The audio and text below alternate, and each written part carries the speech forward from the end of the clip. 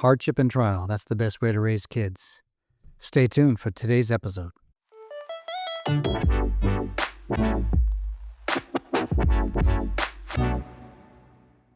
Hey, welcome to another episode of the Reach Every Student podcast with me, your host, Jon Bergmann. Hey, I'm coming back after about a week-long break, Thanksgiving break, where I had a chance to just spend a lot of time actually riding bikes and feeling thankful and grateful, getting refreshed. And as I think about what I'm thankful for an amazing family, my amazing students I get to teach at a great school, my wife, who's amazing. Oh man, she's amazing. I'm very grateful. And over this break, I have been thinking about what causes students to thrive. I've thought about that, I've been thinking kind of about my own life. I'm getting older, and what does it mean? What does it look like to thrive? And what has caused me to thrive? And what has caused students to thrive? And it comes down to that word struggle. I think we learn the best through times of trial and difficulty. And I think that the term that I heard about a year and a half ago, something like that, was the idea of productive struggle. I came across this idea. I've done a little research. Turns out in 2007, James Hybert and Douglas Grouse coined the term productive struggle. That came up with this idea. But it's not a new term. It's been around for centuries, really. Plato, Dewey, Vygotsky's zone of proximal development, they all echo that same idea that the way for somebody to truly learn something, to get better at something, there's lots of arenas where this makes sense, is through this idea of productive struggle. Now, you can get to a point where you just struggle, but when you have productive struggle, you're getting slightly better. And I think it's at that point where you're being pushed to a certain point where you didn't think that you could make it, then you did, and then you reach that next hump. And, as a teacher, 40 years, I've seen that with my students. I need to push them to go beyond what they believe they can. In fact, I think I need to believe in them more than they believe in themselves. I mean, they're teenagers in my case, or maybe for your kids, they're younger. You've got these students and they need to go through this productive struggle. And that's such a hard thing. Sometimes we want to coddle our students. We want to always give them grace and be nice to them. And I believe in my students, but sometimes grace isn't the idea. Sometimes we need to push them to be who they can really be. I think that's so important. And as I've thought about this in my own life, a couple examples from my life, your life, I'm sure, you have had similar experiences, but I think some of the best lessons I ever learned in life were in a swimming pool. What? Swimming pool? That's right. You see, when I was in 7th grade, I don't know, or something like that, 6th grade, I joined a swimming team. And at first I wasn't very good. I'd learned to swim as a younger boy. My dad was in the Air Force and we traveled a lot. And then eventually we ended up in Eugene, Oregon. And my older brother joined the swim team, and so did I. And so at first I wasn't very good, and I worked hard, and then I got a little bit of success. Things started to work. I got some coordination, I guess it would be. And I began to say, well, I could be good at this. And then on top of that, I think this is another key component, is I had a coach. I had a coach who pushed me beyond the point at which I thought I could go. And he really expected more of me, and I wanted to perform for him. And so I did. And he pushed me and our teammates beyond what we ever thought was imaginable for the human body. I mean, crazy stuff. I look back, maybe it was too much. For one time, he said, all right, exactly, it was over Thanksgiving break. How's this for interesting? He says, over Thanksgiving break, I'm going to have 2 workouts, 2 days of workouts. They're going to be 2 4-hour workouts a day. So I was swimming 8 hours a day.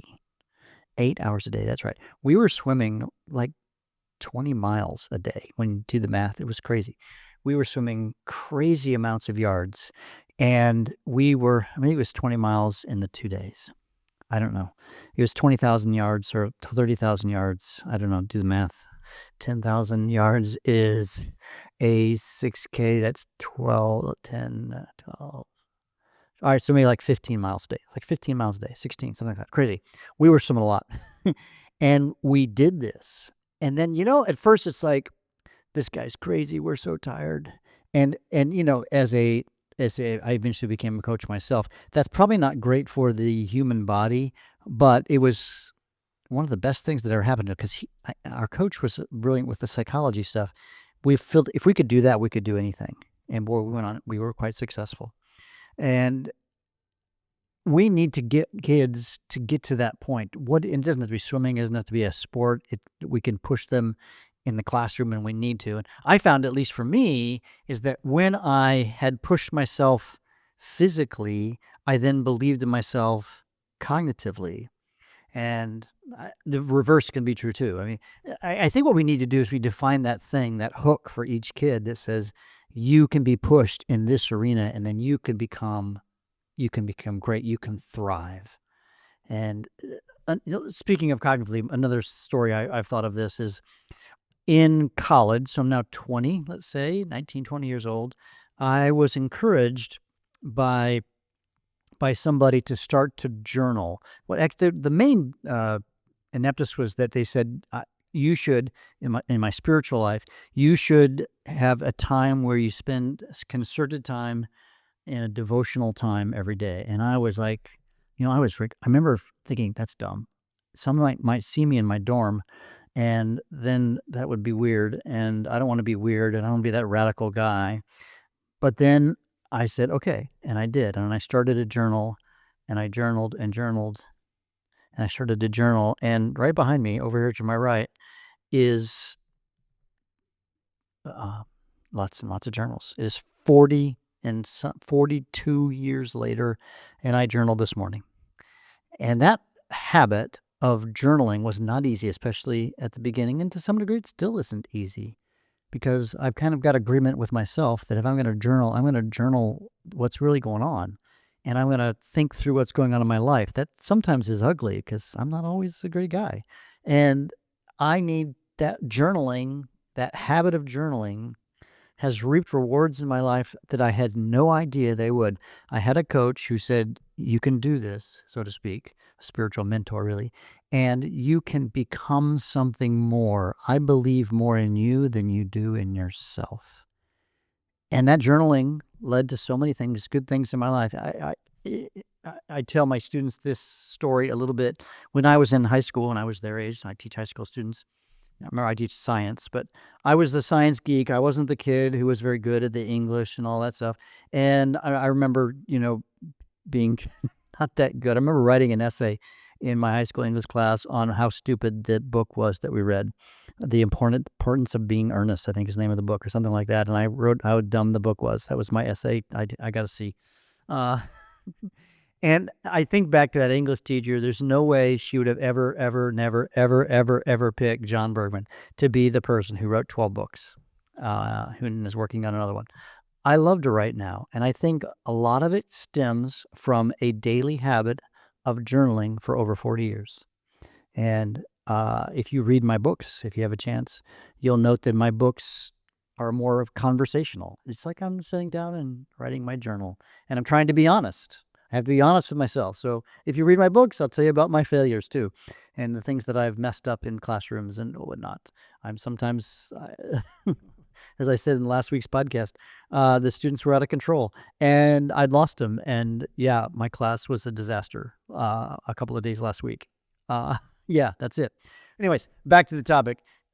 Productive struggle is what I'm getting at, is that I believe that in those times of struggle, that's where the students are going to learn. And so I think the takeaway I want us all to be thinking about this week is, what does that look like? How do we create an environment where students productively struggle?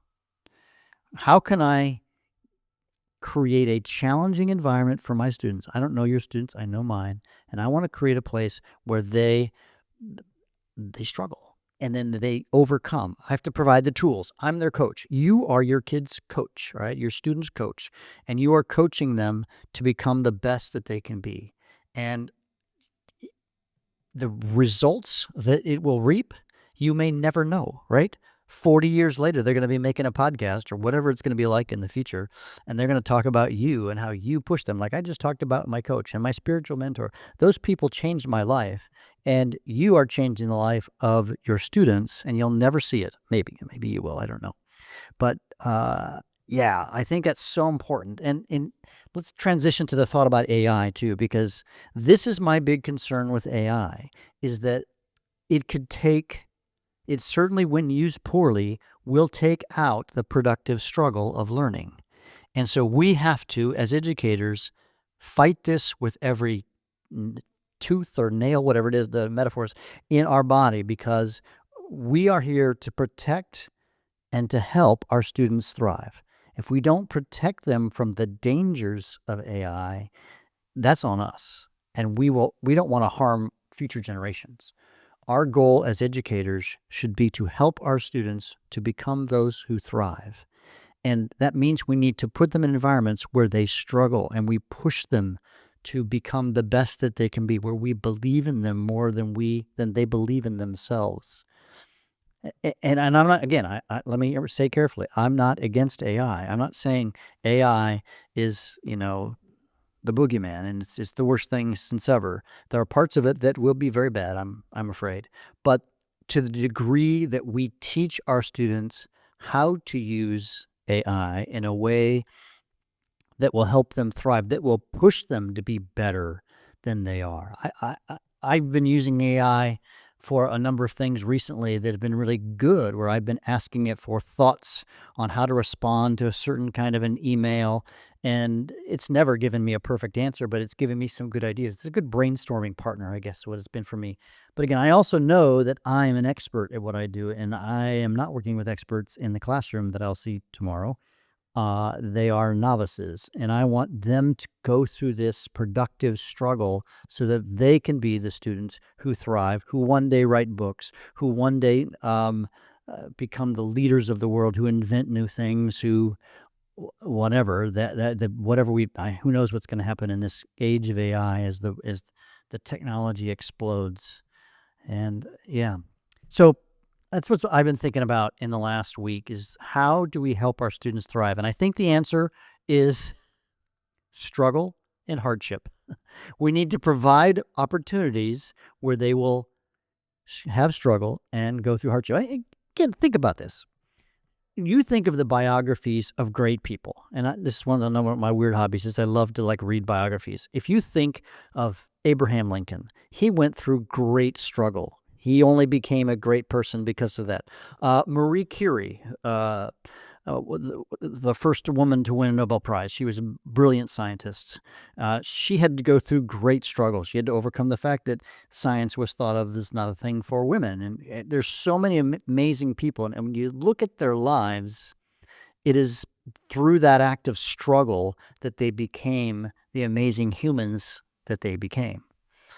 So what are we going to do with our students? We want to provide struggle. Now, again, not in a way that we're going to just demoralize them and hurt them. Don't do that. Do not do that. But we provide opportunities where they get to struggle. So with us helping them, coaching them, so that they come on the other side and they believe that they really can set the world. They can do it. They can do anything they want in the world. So anyways, my thoughts this week on the episode of the Reach Every Student podcast. Hey, if you love this podcast, hey, hit the subscribe button. Hey, enjoy. Jon Bergmann out.